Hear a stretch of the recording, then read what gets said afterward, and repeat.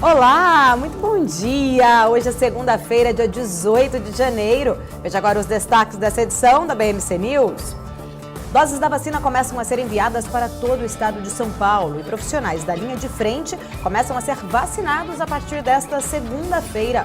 Após a aprovação de uso de vacinas pela Anvisa, o governador de São Paulo e o ministro da Saúde trocam acusações.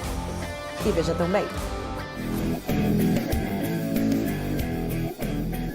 Governadores cobram antecipação da vacinação para amanhã, mas a previsão do ministro da Saúde, Eduardo Pazuello, é quarta-feira. Negociação de BDRs aumenta mais de 460% com entrada de pessoa física. Com bom fluxo estrangeiro na B3, entrada de capital externo chega a 16 bilhões de reais em janeiro. Tudo isso e muito mais agora na BMC News.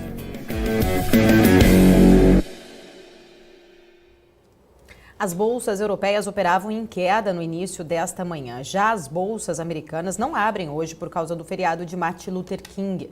Na semana passada, os mercados fecharam no patamar negativo, com os investidores vendo dificuldades de implementação das medidas anunciadas pelo presidente eleito dos Estados Unidos, Joe Biden, de uma proposta de pacote de estímulos no valor de 1,9 trilhão de dólares. Biden, que assume a presidência do país nesta quarta-feira, também pretende anunciar um segundo pacote de estímulos em fevereiro. Lá na Europa, milhares de pessoas participaram de um protesto não autorizado na Holanda contra medidas de lockdown que vêm sendo implementadas no país. O grupo foi dispersado pela polícia. Na sexta-feira, aqui no Brasil, o Ibovespa também fechou em forte queda e consolidou uma baixa de 3,78% na semana. O maior desde o final de outubro, quando o benchmark despencou 7,22%. Os últimos 5 dias foram marcados por tensão política nos Estados Unidos e avanço do coronavírus globalmente, com os efeitos dramáticos aqui no Brasil. Hoje, por aqui, a expectativa é pelo início da vacinação em todo o país, após a aprovação da Anvisa para o uso emergencial da Coronavac e do imunizante de Oxford. Nós vamos debater estes e outros assuntos que forem surgindo ao longo da manhã desta segunda-feira com os nossos convidados do dia. Por aqui nós teremos hoje Reginaldo Lima, gestor de ações da Villand Capital, Celson Plasto, consultor financeiro, Ana Carolina Brandt, analista de ações da Safari Capital, Álvaro Frasson, economista do BTG Pactual Digital, e ele, o estrategista de investimentos, meu companheiro de todos os dias, Marcos Saravalli. Mas agora nós vamos diretamente com ela, Débora Oliveira, ver como estão as bolsas operando neste momento. Bom dia, Débora, boa semana. Bom dia, Paula, boa semana para você, para todos nós, para todos vocês que estão nos acompanhando já nessa semana aqui na BMC News. E olha só, a gente tem lá na Europa as bolsas operando agora bem mistas, tá, Paula? DAX na Alemanha sobe 0,14%, CAC tá caindo agora 0,22% e a gente tem também FTSE no Reino Unido caindo 0,23%. Estados Unidos não vão, as bolsas por lá não vão operar hoje, como você já falou, é feriado, por lá feriado nacional. Aqui no Brasil a gente tem o Ibovespa Futuro operando em alta nesse momento de 0,35% a 120.795 pontos. O dólar agora também está subindo, sobe 0,14% e está cotado aí agora 5,30, Paula. Tá certo, Débora. Vamos dar uma olhadinha como estão, então, como ficaram as bolsas asiáticas nesta segunda-feira. A gente começa com o Nikkei no Japão, que fechou no patamar negativo em 0,97%. Xangai, na China, fechou no patamar positivo em 0,84%. E Hong Kong fechou também em alta de 1,01%. Vamos dar uma olhada agora como estão as cotações do petróleo neste momento. A gente começa com o WTI caindo aí 0,31% na casa dos 52 dólares o barril, e o petróleo Brent também caindo 0,31%, sendo comercializado a pouco mais de 54 dólares o barril. E depois da Anvisa aprovar o uso emergencial da Coronavac, profissionais da linha de frente em São Paulo começaram a ser vacinados hoje. Doses já estão sendo enviadas a todo o estado, com prioridade a hospitais, escolas que recebem mais casos da doença. A gente vai com a Nanda Vasconcelos, que tem mais informações. Bom dia, Nanda. Bom dia, Paula. Bom dia a todos que acompanham a BMC News nessa manhã.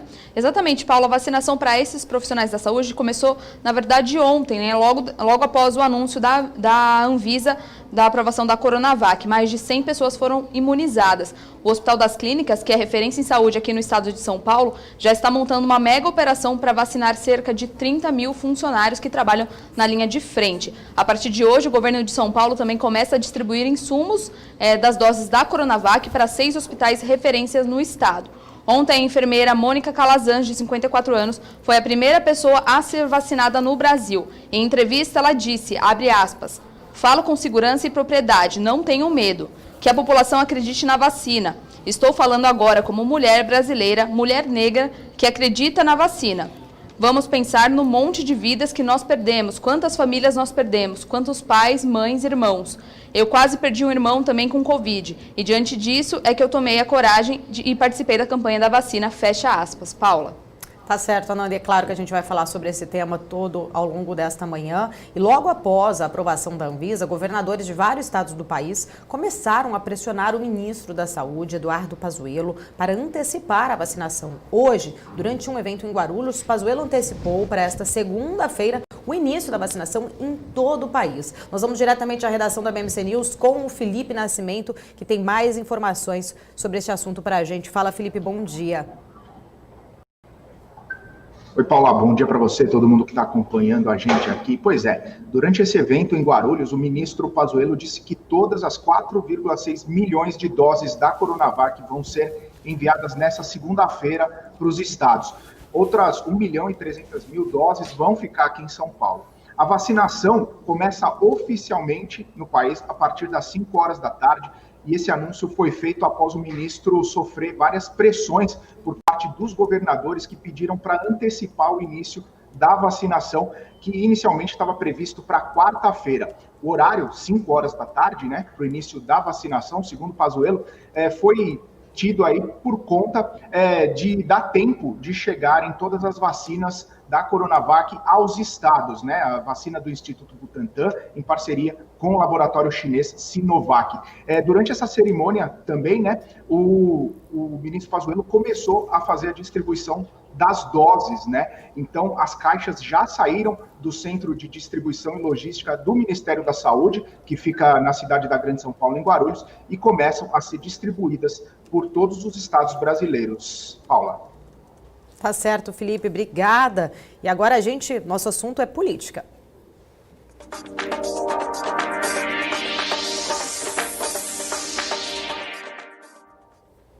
E ainda neste domingo, logo após o anúncio da Anvisa, Dória e Pazuello trocaram farpas, quase que simultaneamente. Nós vamos voltar agora com a Débora Oliveira, que vai falar mais sobre essa briga aí, essa disputa política por trás dessa Coronavac, né, Débora? Conta aí pra gente sobre essa disputa entre Dória e Pazuello. Pois é, Paulo, isso foi uma resposta aí ao início da vacinação aqui em São Paulo nesse domingo, né? O ministro Pazuello afirmou que a aplicação da primeira dose em uma enfermeira aqui no estado de São Paulo estava em desacordo com a lei por causa por a gente ter começado aqui em São Paulo essa vacinação antes do início da campanha nacional. E aí o ministro falou o seguinte, abre aspas, poderíamos muito bem no ato simbólico ou numa jogada de marketing iniciar a primeira dose em uma pessoa, mas em respeito a todos os governadores, prefeitos e todos os brasileiros, o Ministério da Saúde não fará isso, fecha aspas. Já na coletiva aqui em São Paulo, o governador João Dória disse, abre aspas, lamento, ministro Eduardo Pazuello, que o senhor, como ministro da Saúde, que deveria estar grato à Anvisa e a São Paulo, tenha que usar esse tempo que deveria estar grato à Anvisa e a São Paulo, que temos uma vacina, deveria agora estar grato por isso e usa esse tempo para poder protestar contra isso. É inacreditável que uma situação como essa aqui no Brasil exista. Aqui lutamos pela vida e o Brasil luta pelo quê? Fecha aspas, essa foi a fala do governador de São Paulo, João Dória. Já o diretor do Instituto Butantan foi uma verdadeira troca de farpas ali, viu, Paula, durante o dia inteiro de ontem, durante as coletivas, a gente saía mudando ali de um lugar para outro e era um realmente jogando farpas para o outro. O diretor do Instituto Butantan, Dimas Covas, ele disse que foi escolhido por Dória para poder responder o ministro sobre essa alegação de que a vacina, a vacinação em São Paulo está em desacordo com a lei. E ele disse o seguinte, que assinou e já enviou um termo de pedido na reunião da Anvisa e que por isso não houve então, portanto, nenhuma irregularidade, Paula. Tá certo, Débora. E a gente vai realmente ouvir a opinião hoje dos nossos convidados exatamente sobre essa questão política por trás do Coronavac. Eu quero também saber a sua opinião. Deixa aqui também aqui no chat pra gente ir acompanhando aqui ao longo desta manhã de segunda-feira. Bom, nós vamos voltar agora ao vivo à nossa redação. Vamos ver como está a agenda econômica de hoje com o Alex André, que está ao vivo aqui com a gente. Bom dia, Alex. O que a gente tem para hoje, para essa semana?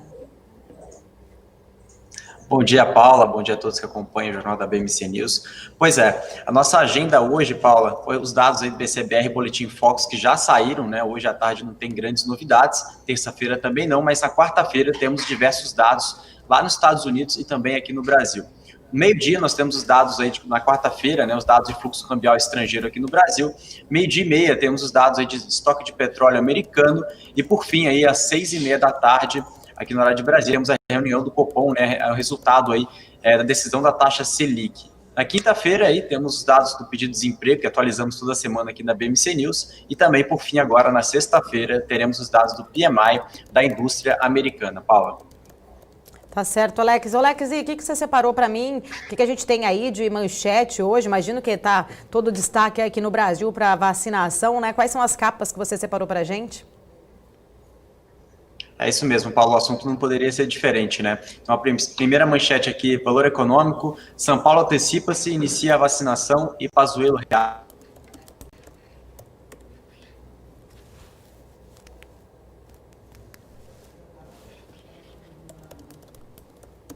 Eu acho que eu tô sem o áudio do Alex aqui. A gente volta aqui, daqui a pouquinho eu chamo o Alex para a gente continuar aqui na nossa programação. Vamos seguindo por aqui. Apesar da alta dos juros americanos, das incertezas no cenário local, além das preocupações com o avanço da pandemia pelo país, a entrada de capital externo na Bolsa Brasileira continua acontecendo, dando sequência a um fluxo recorde nos últimos meses do ano passado. Quem vai explicar melhor isso pra gente é o Felipe Nascimento. Vamos voltar com ele agora diretamente à nossa redação. Também tô sem o Felipe. Acabaram de me avisar que a gente está sem o Felipe sobre isso. Então, daqui a pouquinho, então, a gente fala mais sobre este assunto. A gente vai trazendo o Felipe aqui depois para atualizar aqui pra gente. Vamos seguindo então por aqui. A negociação de BDRs aumentou em mais de 460%, chegando a mais de 28 bilhões de reais em dezembro. Vamos voltar então com a Débora Oliveira, que tem mais informações pra gente. Fala, Débora.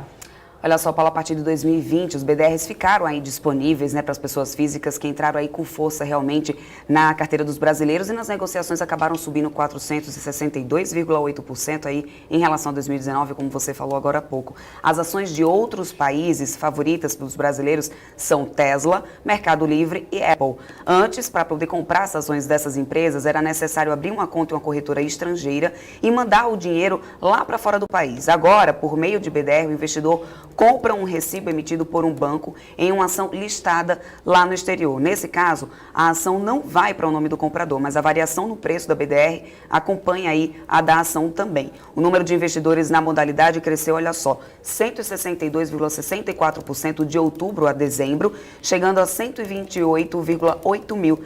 Destes 127,8 são pessoas físicas, Paulo, ou seja, a grande maioria mesmo. Tá certo, Débora, obrigada. Bom, e apesar da alta dos juros americanos, das incertezas, né, do cenário local, a gente vai voltar com o Felipe, que vai falar mais sobre esse assunto, além das preocupações, claro, com o avanço da pandemia pelo país. A entrada de capital externo na Bolsa Brasileira continua aquecendo, dando sequência ao fluxo recorde, né, dos últimos meses do ano. O Felipe, explica pra gente exatamente essa notícia, por favor.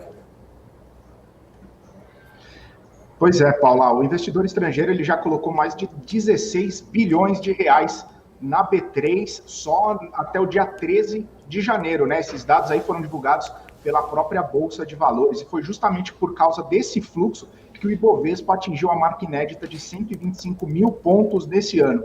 Mesmo aí com uma correção recente, já acumula uma alta de 1,12% em 2021. Mas, quando o cenário lá fora não é tão positivo, o mercado local sofre bastante. Na última sexta, o índice fechou com queda aí de 2,54%, nos 120.349 pontos. Nesse momento, o ambiente global tem favorecido a valorização de commodities, sustentando as ações ligadas nesses segmentos e ativos também mais ligados aí à retomada econômica por conta das notícias referentes ao coronavírus. No Brasil, a gente consegue ver bem isso no salto de ações da Vale e também de algumas siderúrgicas. Além disso, os bancos globais também se beneficiam dos juros de longo prazo um pouco mais altos. Paula.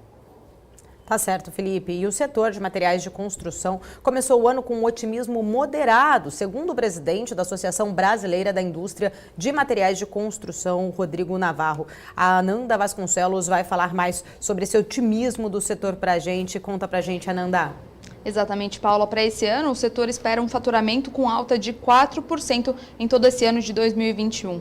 Um total de 200 milhões de reais, segundo a Associação Brasileira da Indústria de Materiais de Construção, a Abramate, e também da Fundação Getúlio Vargas. Se essa estimativa for confirmada, a indústria deve retomar o patamar de faturamento que foi registrado lá em 2011. O presidente da Abramate espera também a retomada das obras de infraestrutura em todo o país. O levantamento mostra ainda que em dezembro, 79% dos associados pretendiam fazer investimentos nos próximos 12 meses no país. E isso fica acima dos 71% de fevereiro, pouco antes da pandemia, e muito superior aos 36% registrados em abril. Paula.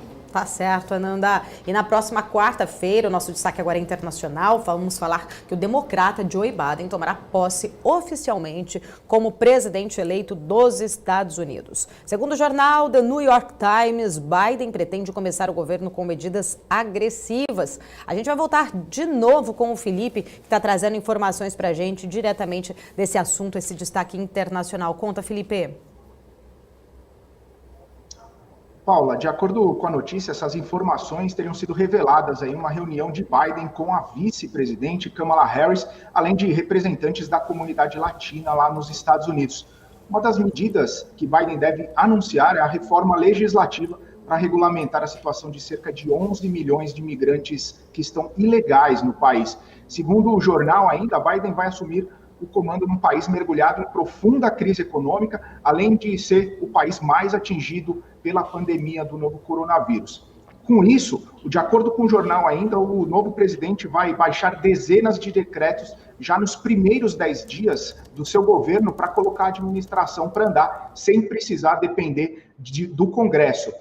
Apenas no primeiro dia de mandato, o democrata pretende assinar alguns decretos que incluem o fim do veto, a entrada de cidadãos de países islâmicos, a volta do Acordo Climático de Paris, ampliar limites de moratórias de despejos e débitos estudantis, também tornar obrigatório o uso de máscaras em prédios federais e também em viagens interestaduais. Além disso, também vai ordenar que agências busquem meios de reunir famílias de imigrantes separados na fronteira. Paula.